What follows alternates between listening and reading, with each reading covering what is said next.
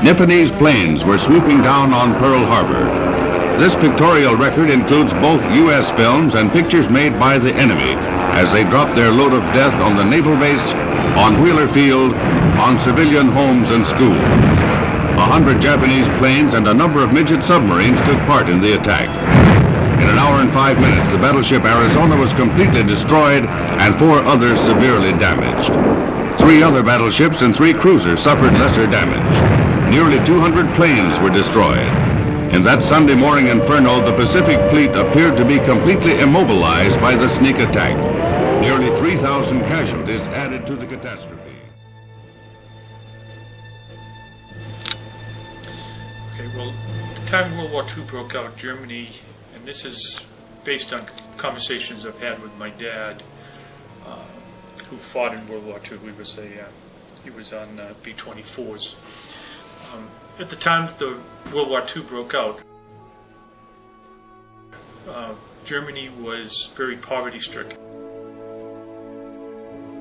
Hitler was in the process of creating what he called the Third Reich.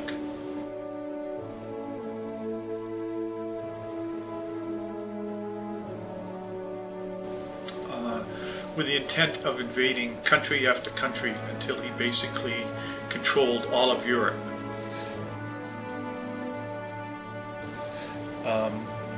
When the Japanese bombed Pearl Harbor, the U.S. entered the war, not directly against Germany, but in retaliation to the Japanese.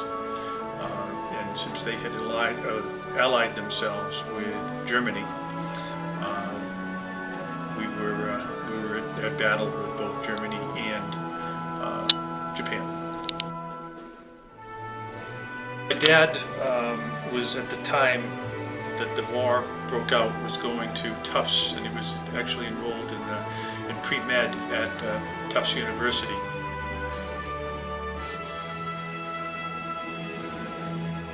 He decided that rather than be drafted, which is what they were doing, that he wanted to be able to pick the branch of service that he was going to go in.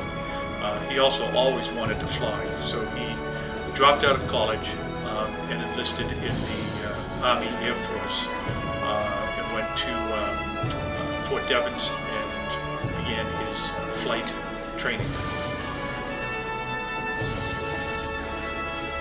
So my dad went to boot camp. That was obviously the first thing that happened, and I guess one of the funny stories is he had a Lieutenant Bemis, who was his drill sergeant at the time, and one of the things that Lieutenant Bemis told everybody was that the best thing you could do in the now that you were in the Army is to stay out of trouble, keep your head down, and don't volunteer for anything. That said, boot camp was pretty tough. We had a lot of discussions on it. You had to be pretty tough to get through boot camp in the Air Force. You had to get up in the morning very, very early. You had to run. It was constant push-ups. Every once in a while, they would just tell you, "Give me another 25," and you drop to the ground and give another 25 push-ups. So it was a pretty tough, long, drawn-out situation with the goal that they wanted to make sure that only the best made it to the next steps.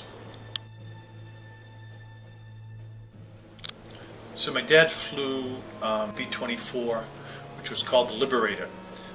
It was a 4-engine bomber.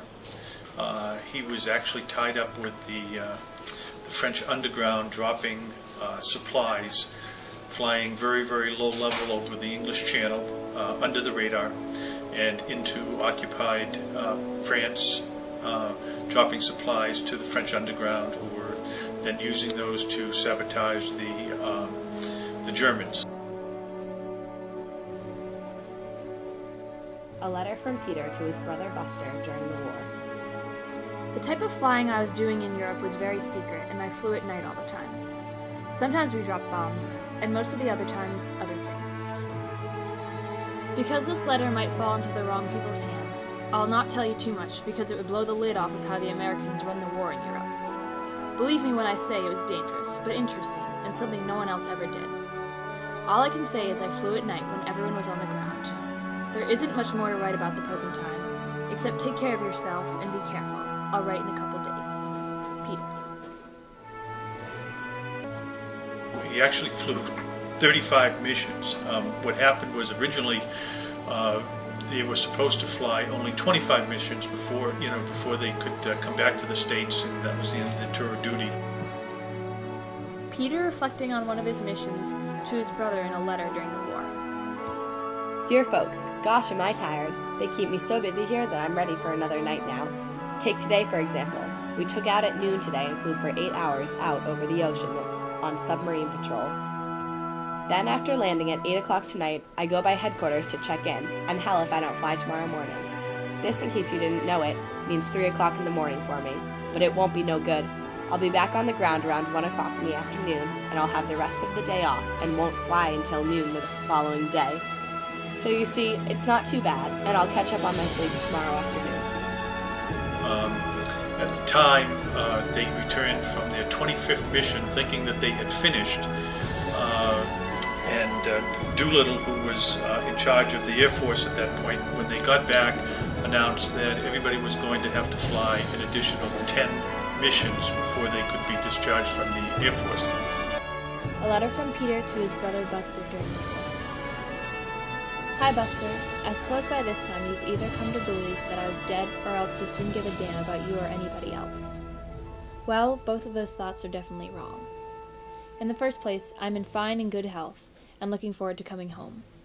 I took some pictures of me with a guy's camera, and just as soon as I get them back, I'll send them home to you all. Secondly, I've been thinking about you for quite some time. In fact, often when I'm flying up there in the sky, I wonder what you are doing and how you are. Believe me when I say that I think of you and all the folks just about all the time.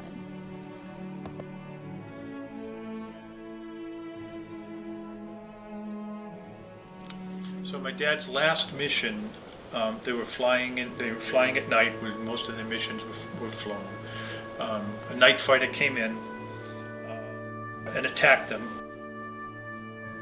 They had 2 casualties at that time. They lost an engine. The plane got shot up pretty badly,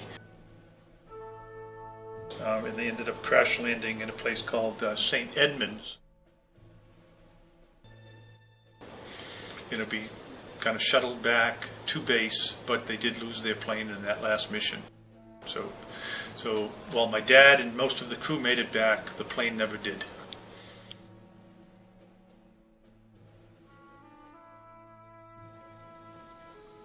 A letter from Peter to his brother Buster during the war. It's been rough, and we've come pretty damn close. In fact, I don't believe it is possible to get an airplane shot up any more than we were and still fly it home. But it's almost over now, and I'm a very lucky guy. One thing's for sure, I'll never say a word against prayers and the church again, for I'm a believer now.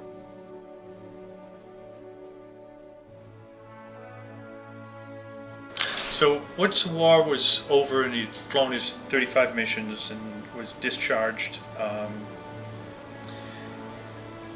my dad was very much like most of the other people that had fought on the water to defend this country. They were always very quick to say that war is not nice, there isn't any winners, there's only losers. He went back to his daily life, went back to school, but even as I was growing up and my sister was growing up, my dad very seldom talked about the war because he really firmly believed that there were no winners and that it wasn't a very nice thing, and wanted to almost put it aside as a part of his past. Peter reflecting on war in a letter to his brother Buster. So keep your chin up and keep praying, and before you know it, we'll both be home for good, fighting over whose turn it is to use the Buick again. Gosh, how we did fight. Those were the good days. If only we knew then what we know now, how things would be different. But you know, war is a funny thing. It does do some good along with the harm and sour it brings. One thing for sure, it makes you appreciate all the good things you had.